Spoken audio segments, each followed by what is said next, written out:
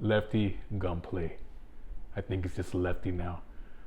But he's this big, bad, most active Chicano rapper out of the West Coast, or he hopes. Yeah, he's this Sureño rapper.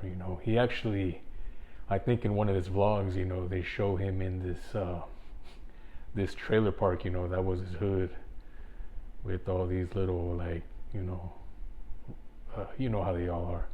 But anyways, he looks like this guy always looks like he's on something, man. I don't know what it is because I don't do that stuff, but yeah, he has this like weird demeanor.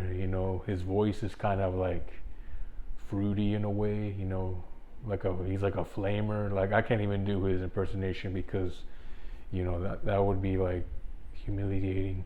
But anyways, yeah, this guy just seems like he, one year he decided to be gangsta, so he got all these tattoos, and I bet, I already know how he survived jail.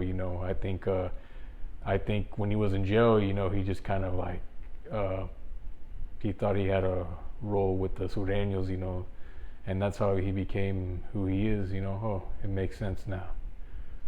But anyways, I really think that the only clout he has is because he does all these podcasts, so he shows up on Instagram a lot. So, the algorithm just kind of picked him up just because he's out there making a fool of himself. His music is, it's trash, he doesn't have a good flow, he just doesn't have a good voice at all, like I say. The Chicano, Mexican gangster,